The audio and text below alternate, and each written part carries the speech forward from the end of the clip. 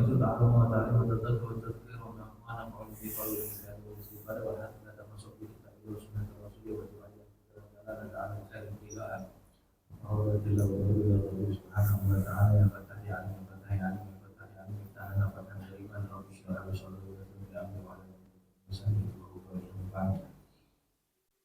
Qala musannif rahimahullah wa ta'ala wa nafa'ana bi ulumihi bi darin min Allah wa anhu wa anhu ila qala wa qala sallallahu alaihi wasallam syarrul bid'ah as-su'al wa khairul bid'ah al-masajid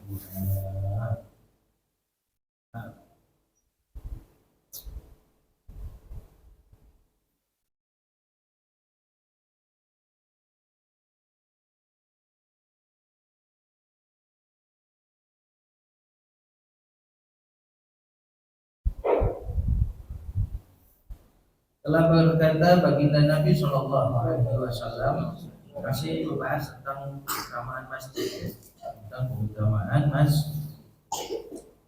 Kata baginda Nabi Shallallahu Alaihi Wasallam seburuk-buruk, sejelek-jeleknya bidang, sejelek-jeleknya sebidang tanah, seburuk-buruknya bidang tanah adalah aswaq pasar.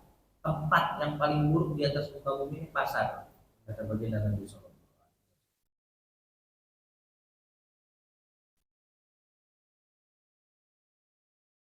Dan sebaik-baiknya tempat, kata baginda Nabi, wa khairul biqa'i, sebaik-baiknya tempat di bumi, masajiduha, adalah masjid-masjidnya. Wa fi riwayatin akhar, dalam riwayat lain baginda Nabi SAW menyebutkan ahabbul bilad ilallahi masajid wa abghadul bilad ilallahi aswaq.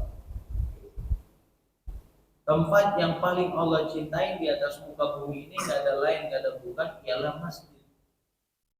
Dan tempat yang paling Allah benci di atas muka bumi ini adalah apa? Kenapa? Karena di dalam pasar itu terjadi berbagai macam bentuk, terdapat berbagai macam bentuk keburukan. Riba ada di situ, ikhtilat ada di situ. Apa itu ikhtilat? Percampuran manusia-manusia yang bukan muhrim ada di situ. Kemaksiatan banyak di pasar, kecurangan ada. Tapi di masjid, masjid coba lihat orang yang masuk ke masjid, dia sholat, dia zikir, dia ibadah, dia ngaji, dia ta'lim, untuk ilmu macam-macam. Makanya tuh kalau kita ingat tuh waktu mengkaji bab keutamaan la ilaha illallah, Nabi SAW, kalau masih ingat ya, Nabi SAW itu bilang di dalam sabdanya, man dakhala suqa, itu maka barang siapa masuk pasar kemudian dia mengucapkan la ilaha illallah wahdahu la syarika lahu, lahul mulku wa lahul hamdu yuhyi wa yumiitu wa huwa hayyun la yamut bi yadihi al-khair wa huwa ala kulli syai'in qadir bi raf'i sauti, dengan meninggikan suaranya. Baca itu. Dibagi sama Allah Ta'ala pahala 100 orang manusia. Itu ada. Selain kita mengumandangkan, membesarkan syiarnya Allah Ta'ala, yang bertujuan salah satunya ini buat mengingatkan mungkin orang yang dengar biar ingat kepada Allah Ta'ala. Orang yang lagi mengambil riba mungkin tersentak dengan kalimat tauhid dikumandangkan. Orang yang lagi mau nyopet, orang yang lagi mau anu, orang yang lagi mau maksiat di pasar, dengan kalimat itu eling, ya, yang balik kepada Allah Ta'ala. Tapi kalau di masjid, terus nggak usah diucapin la ilaha illallah. Yang masuk masjid ini udah tujuannya itu pasti itu membesarkan, mentauhidkan Allah Subhanahu Wa Ta'ala, nggak ada lain. Maka itu dikatakan Saking mulianya masjid ini dikatakan, idza tafala ahadukum, kata Nabi Rasulullah, al masjid fala yajlis hatta yusalliya rak'atain. Apabila salah satu dari kalian memasuki masjid yang Allah Ta'ala, maka jangan sampai kalian duduk terlebih dahulu, melainkan kamu melaksanakan sholat 2 rakaat terlebih dahulu. Atau yang biasa, yang familiar kita tahu, yaitu melaksanakan sholat rakaatain masjid, rakaatain masjid, 2 rakaat masjid, sholat sunnah dulu. Ya, itu sunnah. Bahkan salafuna itu mengajarkan kita untuk mensiasati amal tersebut agar bisa mendapatkan pahala wajib. Gimana caranya ngamalin amal sunnah tapi dapat pahala wajib? Gampang. Sama masjid ini apa? Masjid Khairul Anam. Kita sebelum masuk masjid, di depan masjid kita niat dulu, nazar dulu. Saya nazar nanti saya mau sholat tahiyat masjid 2 rakaat di Masjid Khairul Anam ini. Jadi waktu masuk Masjid Khairul Anam, dia sholat 2 rakaat, sholat tahiyatul masjid di dalam masjid tersebut. Di dalam Masjid Khairul Anam ini mendapatkan pahala karena sholat tahiyatul masjidnya berubah statusnya dari yang sunnah menjadi sholat tahiyat masjid yang dinazarkan. Otomatis barang yang sudah dinazarkan hukumnya wajib untuk digugurkan.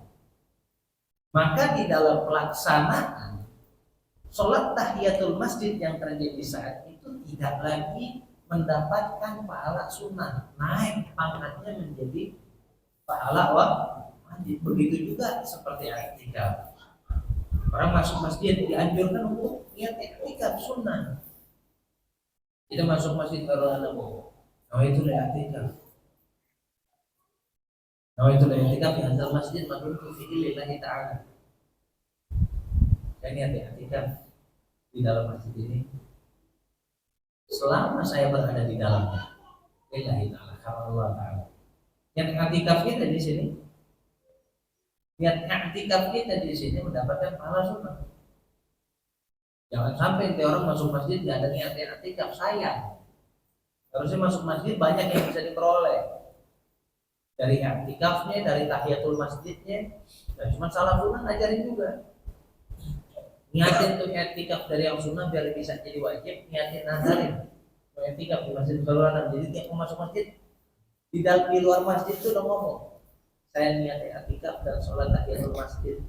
Saya nazar sholat i'tikaf dan sholat tahiyatul masjid di dalam Masjid Khairul Anam.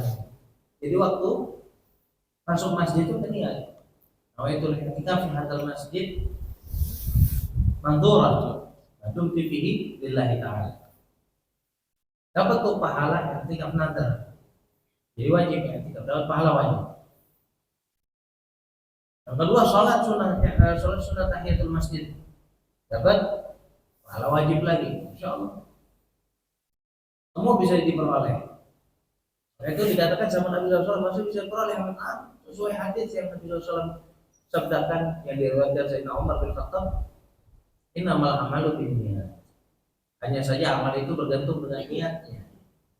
Semua amal itu bergantung dengan apa yang diniatkan, dengan niatnya. Niatnya di i'tikaf itu wajib, dapat pahala wajib. Niat sholat 2 rakaat tahiyatul masjidnya itu, niat sholat yang dinazarkan, dapat pahala wajib. Walikuli imri'in manawa, semua orang itu akan mendapatkan hasil dari apa yang dia niatin, sebatas dengan apa yang diniatin. Niatnya sunnah ya dapat sunnah, niatnya wajib ya dapat wajib. Paham?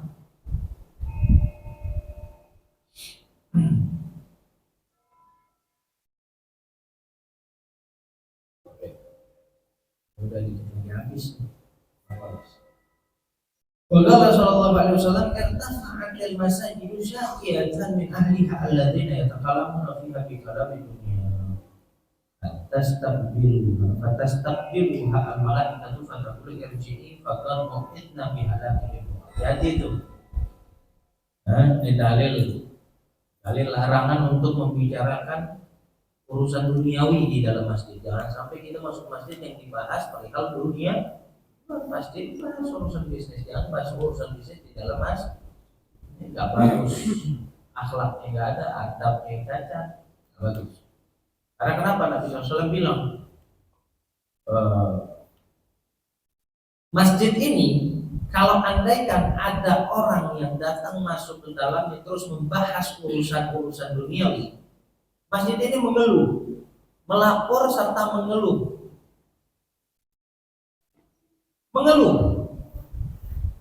Mengeluhkan siapa? Mengeluhkan orang-orang yang duduk di dalam masjid yang membahas, yang membicarakan urusan duniawi. Maka di saat itu malaikat menerima laporannya dan bilang ke masjid, irji'i, dah pulang. Jadi hakikatnya masjid lapor, malaikat suruh pulang masjid. Irji'i, pulang itu balik, udah kembalilah kalian sana. Faqad bu'ithna bihalakihim, karena semuanya aku diutus untuk membinasakan orang-orang tersebut, kata para malaikat. Makanya Imam Al-Ghazali di dalam Ihya Ulumuddin mengatakan orang masuk masjid membicarakan urusan dunia ini hukumnya haram. Kayak nggak ada tempat lain buat ngomongin urusan dunia. Kayak nggak ada tempat lain buat ngurusin dunia, ngomongin dunia. Duduk di rumah, duduk di taman, duduk di mana terserah, itu mau di tempat dunia. Jangan masjid dijadikan tempat untuk membahas urusan-urusan duniawi itu. Kita nggak punya malu sama sahibul masjidnya, sama sahibul baitnya, sama tuan rumahnya. Kita masuk ke dalam masjid, tuan rumahnya Allah, bukan ente istiqbal, bukan ente tastaqbil billah ilallah, bukan ente menghadap bertawajuh kepada Allah, ente malah asyik bawa teman ente duduk di masjid itu enak karena AC-nya ada, di sini ada, ente ngobrol dalam masjid aja, dia ngobrol urusan dunia, dia nggak hiraukan Allah Taala. Nah, di dalam masjid bukan tempatnya untuk urusan kayak begitu. Asyik istirahat di masjid sambil telepon, ada di mana urusannya ya.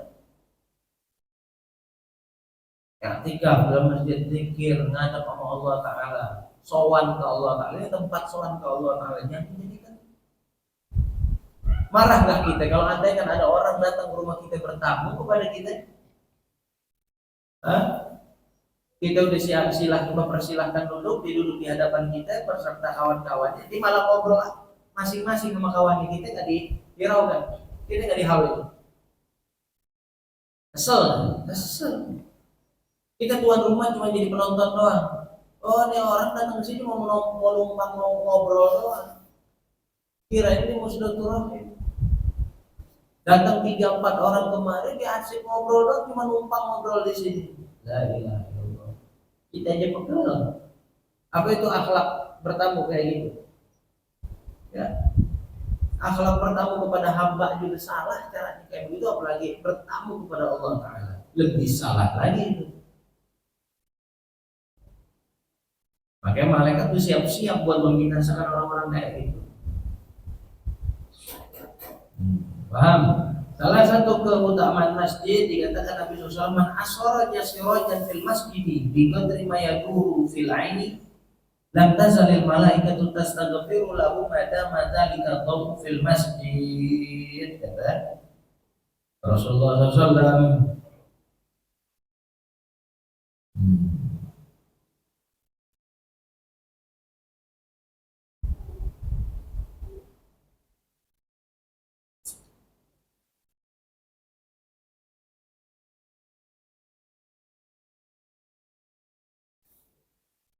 Masya Allah.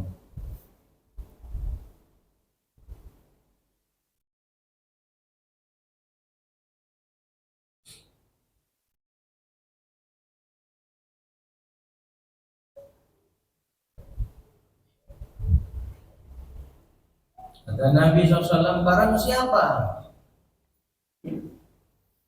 Man asroja, barang siapa yang membuat suatu penerangan, nyalain lampu di masjid, dibikin suatu penerangan di dalam masjid.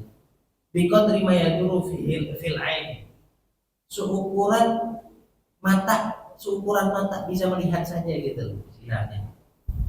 Ini kalau dimatiin misalnya gelap, dia bikin penerangan, ya seukuran kayak gini aja misalnya. Ukuran mata bisa ngelihat. Kecil, berarti kecil kan, sebanyak ini dong. Apa kata Nabi? Lam tazalil malaikatu, maka malaikat gak bakal pernah berhenti tastaghfiru lahu, memohonkan ampunan untuk orang tersebut, madama dzalika dhawu fil masjid, selama cahaya itu masih menghidupi masjid. Selama cahaya tersebut masih menghidupi masjid. Terus baginda Nabi SAW bilang, man basata hasiran fil masjid, barang siapa yang membentangkan tikar, karpet, membentangkan karpet di dalam masjid, lam tazalil malaikatu tastaghfiru lahu madama dzalikal hasir fil masjid, maka malaikat gak bakal pernah putus, gak bakal pernah berhenti memohonkan ampunan, memohonkan maghfirah buat orang tersebut selama tuh karpet yang dibentangkan masih terbentang. Kalau kita enggak ada, wah Yusuf kan tuh belum bentang, belum berani karpet, belum ini, belum itu, rebut tuh pahala aja. Maghrib belum ada yang nyawa, kan udah ada yang tugas itu, ada marbotnya, biarin dia aja nyalain lampu. Siapa aja umat muslim berhak nyalain lampu idin, saya mau nyalain lampu dong masjid sore, nyalain lampu. Gua ada karpet, kalau bilang saya aja yang bantu ya, saya ikhlas mau bantu ini pembentangan apa namanya karpet, mau gelar karpet masih gelarin tuh karpet. Selama tuh karpet yang ente gelar apa namanya terjulur, nggak berhenti malaikat tuh mohonkan ampunan buat ente.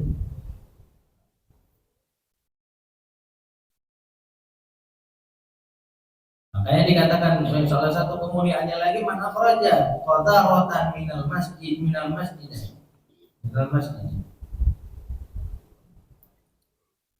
Biqadri ma yaduru fil aini,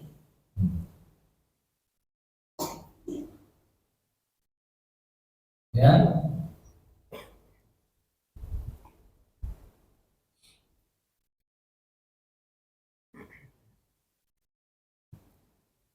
Barang siapa yang mengeluarkan kotoran dari dalam masjid seukuran lingkaran mata ini, lingkaran kotoran masjid dikeluarin,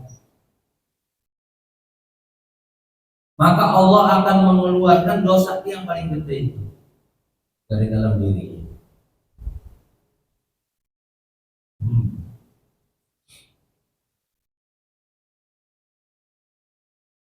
Fi riwayatin man akhraja adza minal masjid banallahu lahu baitan fil jannah, barang siapa yang keluarin kotoran aja dari masjid, kotoran dari masjid, maka Allah bakal bangunin rumah di surga buat dia. Satu kotoran satu rumah. Ente lihat di dalam masjid ada, misalnya ada apa namanya, ya ada barang kecil, diambil masukin kantong, bersihin.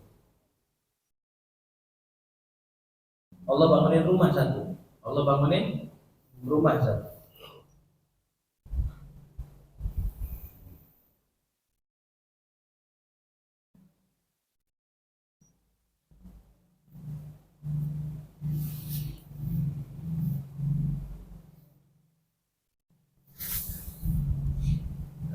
Yang terakhir Rasulullah SAW pesan nih buat kita, la taj'alu masajidakum taturuk. Jangan kalian jadikan masjid-masjidnya kalian itu seperti jalanan. Riuh. Masuk masjid orang punya urusannya sendiri, udah kayak pasar masjid. Pakai akhlak, pakai adab, bersihin, jangan kayak jalanan. Ada kotoran angkat. Oh, ada sedotan loh, angkat. Ada plastik misalnya apa namanya ya. Ada kertas tisu kayak begini. Angkat. Masukin kantong. Masukin kan?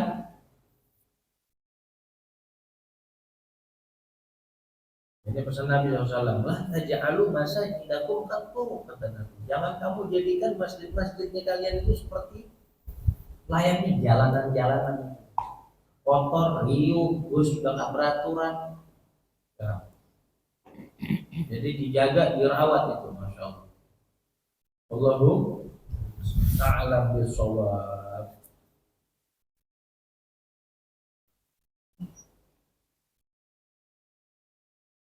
Nah,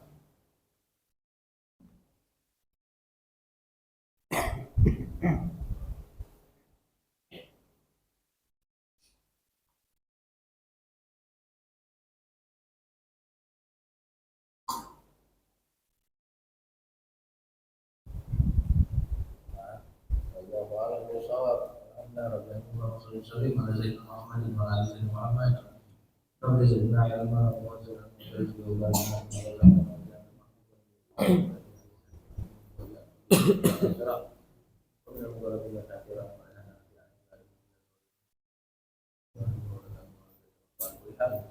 Rabbana atina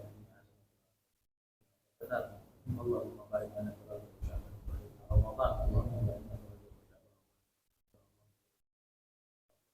Wa sallallahu ala sayyidina Muhammadin wa ala alihi. Alhamdulillahirabbil alamin. Ya Rasul